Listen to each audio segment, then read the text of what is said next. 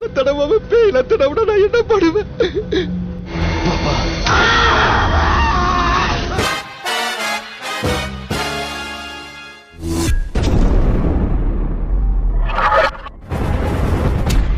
Gelovers, welcome back to my channel Trending Gelo. Kali ini kita akan rangkum alur film India berbahasa Tamil dengan judul Diary. Film yang dirilis tahun 2022 ini disutradarai oleh Inasi Pandian dan dibintangi oleh Arul Nidi dan Papitra Marimutu. Diary berkisah tentang kejadian aneh yang dialami oleh polisi junior bernama Barada ketika ia menangani kasus pembunuhan di sebuah hotel. Kasus itu tidak pernah terungkap selama 16 tahun. Dalam penyelidikannya itu, Barada kemudian terjebak di dalam sebuah bis yang sangat mencurigakan. Bis tersebut dinyatakan menghilang 16 tahun silam, namun seketika bis itu muncul kembali secara misterius dengan membawa sejumlah penumpang yang tidak kalah misterius. Bagaimanakah cara Barada memecahkan semua misteri terkait pembunuhan itu? Dan apa kaitannya dengan kasus pembunuhan yang terjadi di hotel 16 tahun silam?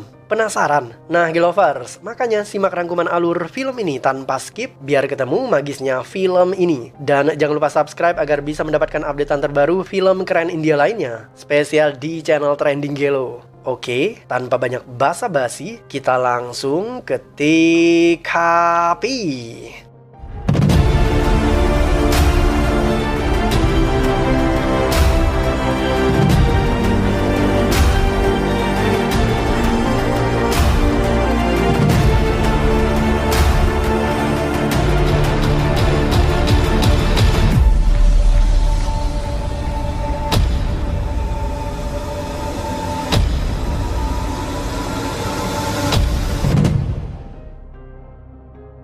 Sepasang suami istri berkendara melewati area puncak di wilayah Uti. Ketika melewati tikungan tajam di kilometer 13, pasutri ini mulai ketakutan. Menurut rumor, tikungan di kilometer 13 terkenal angker dan sering terjadi kecelakaan maut. Tidak hanya itu, rumor lain menyebutkan bahwa tidak sedikit orang-orang yang berpergian dan ketika melewati kilometer 13, mereka menghilang secara misterius. Rumor itu tentu saja membuat pasutri ini bergidik ngeri. Dan benar saja, ketika melintas di tikungan itu, kedua pasutri tadi mengalami kecelakaan dan tewas di TKP.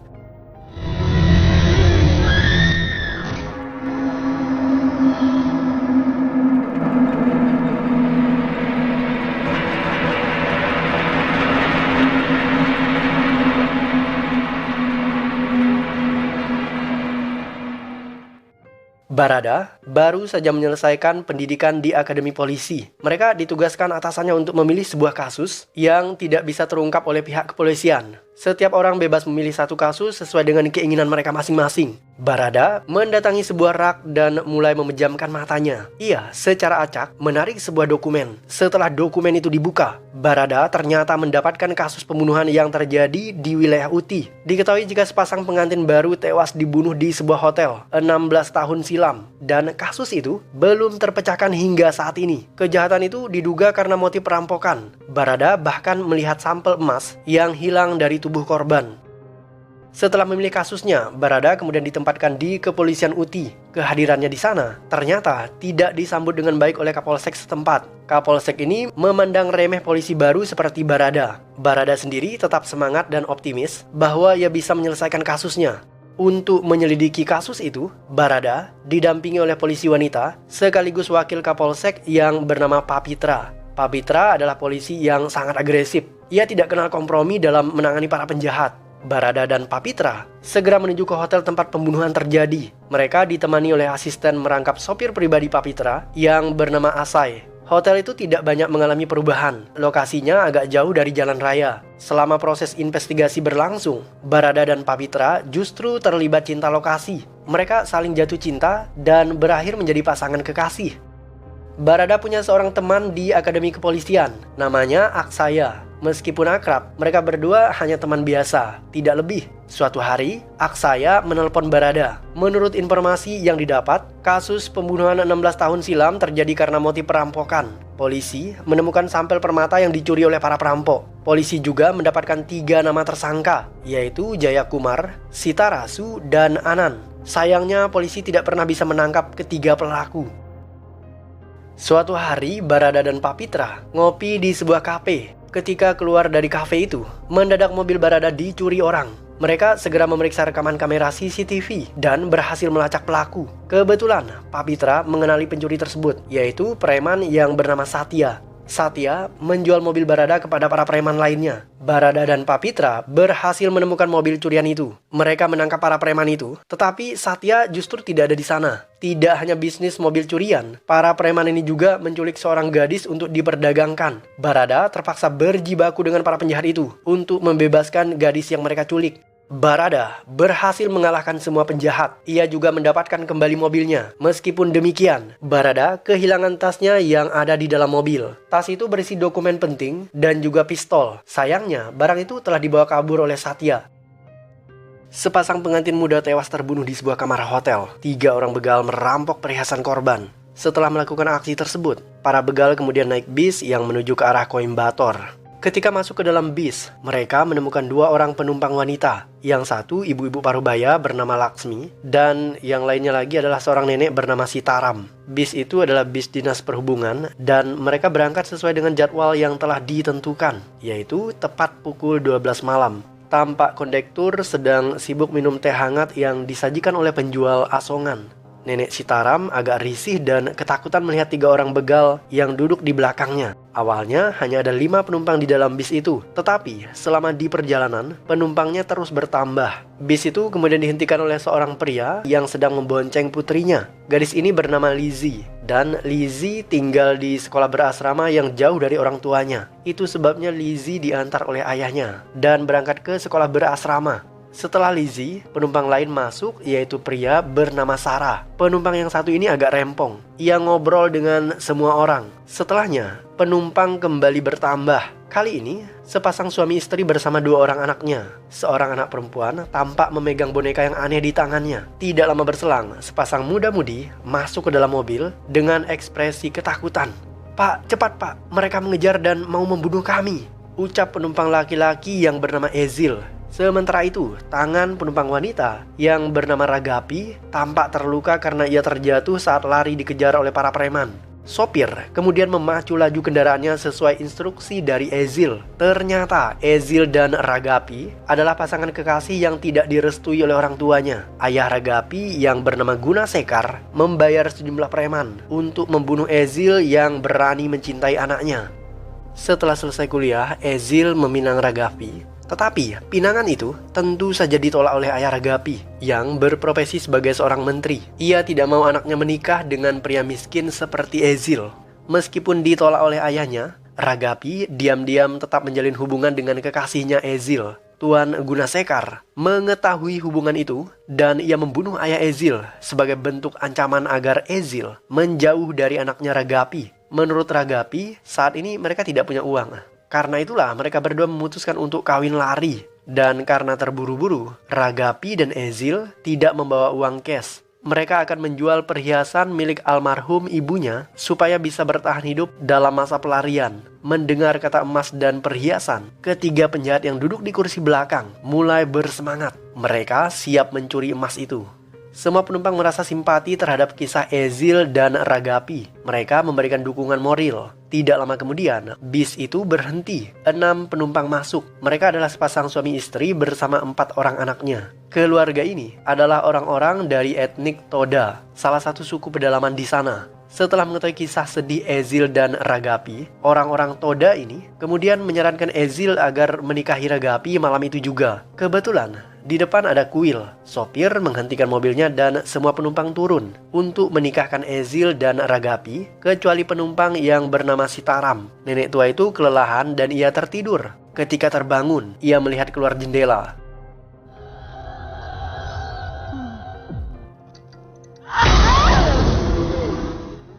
Nenek Sitaram ketakutan. Ia melihat hantu di luar jendela. Nenek itu merasakan ada sesuatu yang aneh dengan bis yang ia naiki. Setelah selesai ritual pernikahan, semua penumpang masuk ke dalam bis. Orang-orang Toda akhirnya tiba di tempat tujuan. Mereka kemudian pamitan turun. Ketika bis berangkat, mobil para preman anak buah Tuan Gunasekar bertanya kepada orang-orang Toda, "Apakah kalian melihat orang di foto ini?" "Maaf pak, kami tidak kenal orang itu," ucap seorang Toda. "Tapi tadi kan kita barusan menikahkan kakak itu di kuil," celetuk anak kecil dengan nada polos. Para preman itu sadar jika orang Toda berbohong. Mereka kemudian membunuh orang Toda dengan menabrak mereka sekeluarga. Sarah si rempong mulai ngobrol dengan nenek Sitaram. Di saat itulah nenek Sitaram mengungkapkan keanehan yang ia alami di dalam bis itu. Sitaram mengaku melihat hantu. Sarah awalnya tidak percaya, tetapi ia merasa begitu dingin ketika menyentuh salah satu penumpang. Untuk memastikan apakah penumpang itu hantu atau bukan, Sarah mencoba untuk menyentuhnya kembali.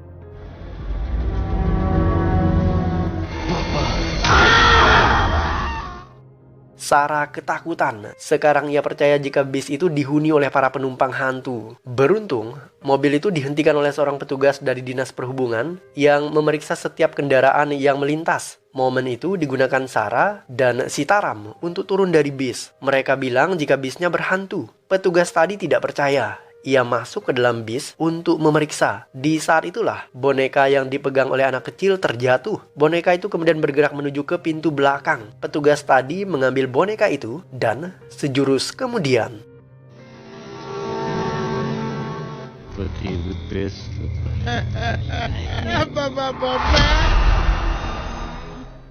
petugas tadi melihat hantu. Ia segera turun dari bis, kemudian mencari tempat yang tepat untuk jatuh pingsan. Sarah dan Sitaram bukannya menolong, malah pergi meninggalkan petugas tadi. Sementara bisnya berangkat meninggalkan mereka karena dikira Sarah dan Sitaram sudah tiba di tempat tujuan.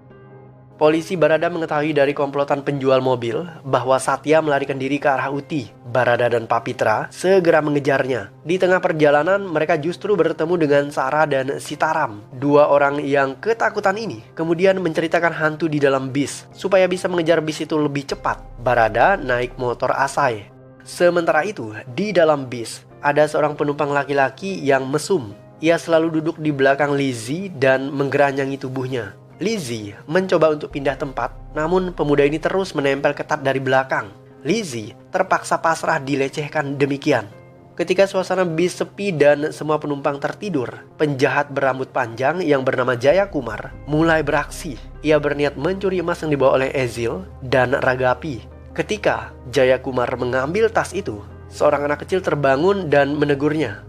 "Paman, kenapa mengambil tas itu? Itu kan tas kakak Ragapi." Suara anak itu membangunkan para penumpang lainnya. Jaya Kumar bertindak nekat. Ia mengambil tas itu dan memberikannya kepada temannya. Jaya Kumar juga menendang Ezil yang berusaha melawan. Setelahnya, Jaya Kumar menodong anak kecil menggunakan pisau. Dan di saat itulah, Barada mulai muncul di tempat itu ketika bis dihentikan oleh sopir karena huru-hara yang terjadi.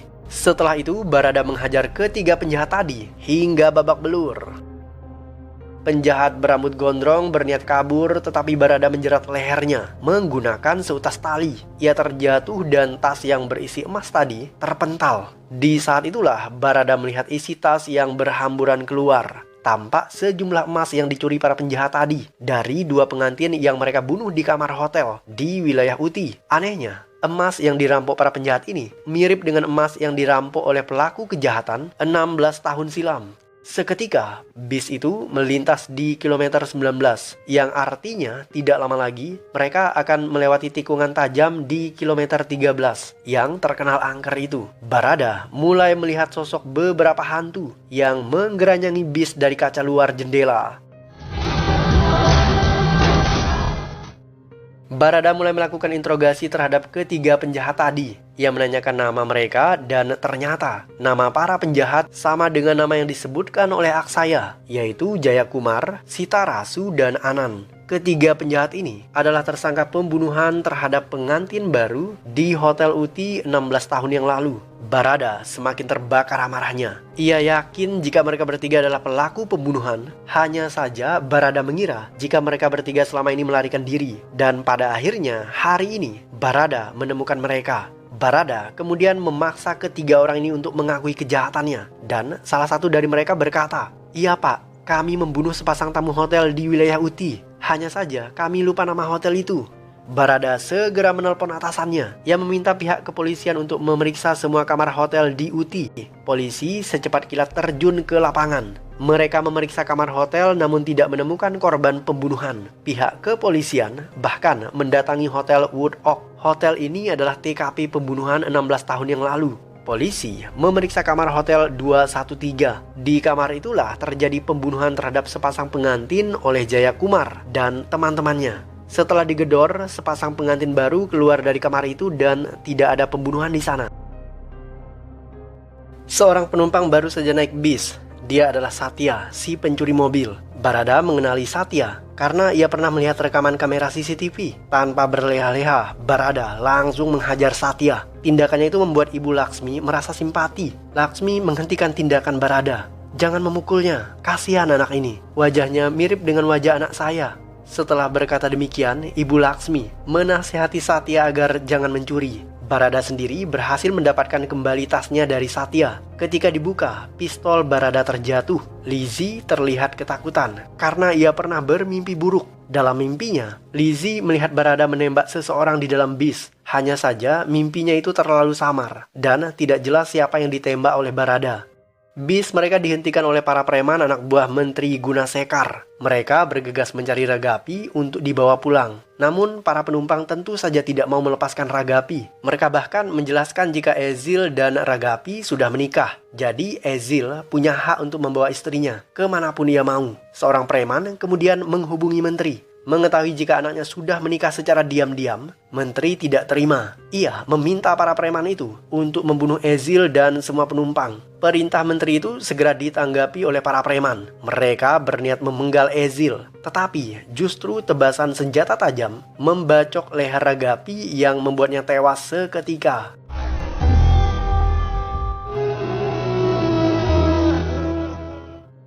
Barada menembak mati 2 preman. Aksinya itu persis seperti yang tersaji di dalam mimpi Lizzie.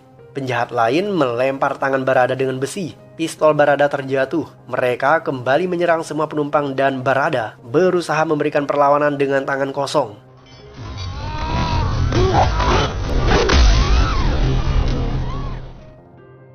Dalam insiden itu, sopir bis dibacok di bagian kepala. Ia sekarat yang membuat bis itu oleng ke depan dan hampir saja menabrak sebuah kendaraan lain yang datang dari arah berlawanan. Sopir yang sekarat tadi membanting mobil ke tepi jalanan dan masuk ke dalam hutan. Mobil itu akhirnya tersangkut di pinggir jurang. Beberapa penumpang terjatuh dan menghantam kaca belakang. Kaca itu pecah dan mayat para preman tadi terjatuh ke dalam jurang. Beberapa penumpang lain juga ikut terjatuh, sementara sisanya mencoba untuk keluar, namun hanya 4 yang berhasil, yaitu Barada, Lizzie, Sarah, dan Satya.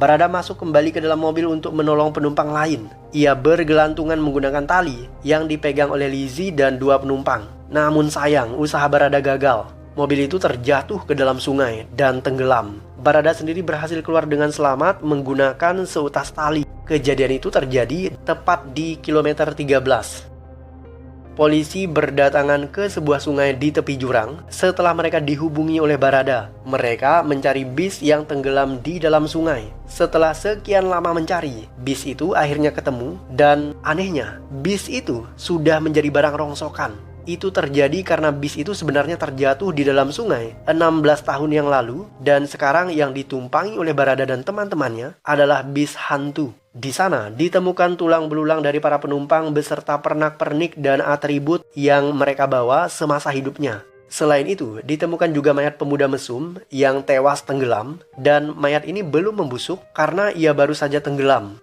4 korban yang selamat yaitu Barada, Lizzie, Sarah, dan Satya merasa heran dengan apa yang terjadi. Seketika, Satya menangis. Ia ingat jika penumpang yang bernama Laksmi di dalam bis itu ternyata adalah ibunya. Laksmi berangkat kerja dengan menaiki bis tersebut ketika Satya masih kelas 3 SD. Tetapi, ibu Satya justru menghilang dan tidak pernah ditemukan. Satya sebenarnya merasa familiar dengan wajah ibu Laksmi ketika ia berada di dalam bis, tetapi ia tidak begitu yakin karena ia mengira mungkin saja wajah penumpang itu hanya kebetulan mirip dengan wajah ibunya. Barada memeriksa arsip di Dinas Perhubungan dan ia menemukan jika mobil bis dengan plat kendaraan tersebut memang pernah beroperasi 16 tahun yang lalu. Ia juga mendapatkan data sopir dari bis tersebut dan orangnya sama dengan yang dilihat oleh Barada malam itu. Barada juga mendatangi pihak hotel. Ternyata di hotel itu terjadi pembunuhan dan perampokan 16 tahun yang lalu. Namun pembunuhnya tidak pernah tertangkap. Jelas saja penjahatnya tidak tertangkap karena 3 orang begal yang melakukan pembunuhan di hotel itu melarikan diri dengan menaiki bis tersebut. Setelahnya, bis itu mengalami kecelakaan dan menewaskan 3 begal tadi bersama penumpang lainnya. Bis itu jatuh ke jurang dan tidak ada yang mengetahuinya. Kejadian itu terjadi 16 tahun yang lalu. Dan yang lebih memilukan adalah selama 16 tahun mereka terjebak di dasar sungai, namun tidak ada yang menemukan mayatnya. Papitra penasaran kenapa semua ini bisa terjadi. Hal ini begitu sulit dijelaskan secara ilmiah.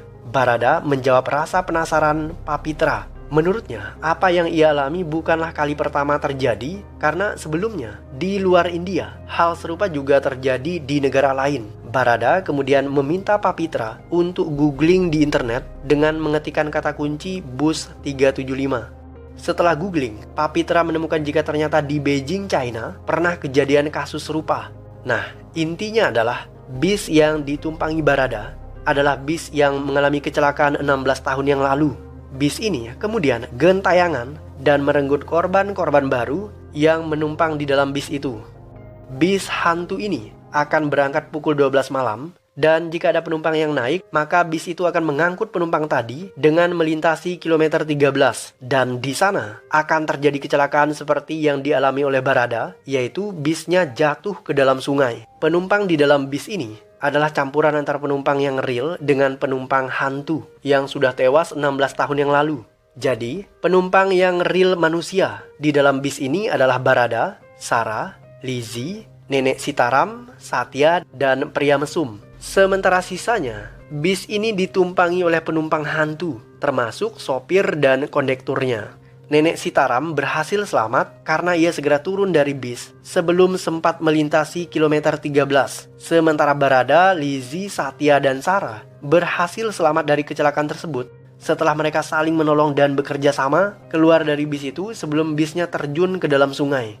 Satu-satunya korban yang tewas malam itu adalah si mesum. Itu sebabnya ketika diangkat dari dasar sungai, terdapat satu mayat yang tidak membusuk, yaitu mayat pria mesum tadi. Sementara mayat sisanya, itu adalah tulang belulang dari korban yang meninggal 16 tahun yang lalu, dan ditambah dengan korban-korban lainnya yang pernah menumpang bis itu di tahun-tahun sebelumnya. Karena itulah banyak yang melaporkan orang hilang ketika mereka berpergian di malam hari dan melintasi kilometer 13. Kejadian ini berulang setiap tanggal 29 Februari. Kebetulan, mobil itu pertama kali tabrakan dan terjatuh di dalam sungai pada tanggal tersebut. Setelah itu, setiap tahun pada tanggal 29 Februari, bis itu akan berangkat pada pukul 12 malam untuk mengangkut siapa saja penumpang yang masuk ke dalam bisnya. Ketika melewati kilometer 13, bisnya akan mengalami kecelakaan dan mayat penumpang tidak ditemukan. Itu sebabnya banyak rumor yang mengatakan orang-orang hilang ketika melintasi kilometer 13. Setelah berhasil selamat dari kecelakaan maut bis hantu itu, Barada akhirnya berhasil membongkar misteri hilangnya orang-orang di tikungan 13, dan ia juga berhasil mengungkap misteri pembunuhan pengantin baru 16 tahun yang lalu. Barada menjelaskan semua ini kepada Kapolsek, tetapi ia justru ditertawakan. Menurut Kapolsek, cerita Barada seperti kisah urban legend, tidak nyata. Kapolsek butuh bukti. Barada kemudian menyodorkan foto para penumpang bis hantu itu. Kebetulan saat berada di dalam bis, Barada sempat memotret seluruh penumpang, dan foto itu ia jadikan sebagai bukti otentik bahwa Barada pernah naik ke dalam bis itu bersama beberapa penumpang lainnya. Selain Barada, 3 korban yang berhasil selamat siap menjadi saksi untuk mengungkap kasus misterius tersebut. Barada menangkap Menteri Gunasekar. Menteri itu ditahan dan dijadikan tersangka dalam kasus pembunuhan beberapa penumpang di dalam bis. Tidak hanya itu, Menteri juga memerintahkan para preman untuk membunuh orang-orang Toda. Karena perbuatannya itu, Menteri kemudian digiring ke kantor polisi dan siap untuk diadili.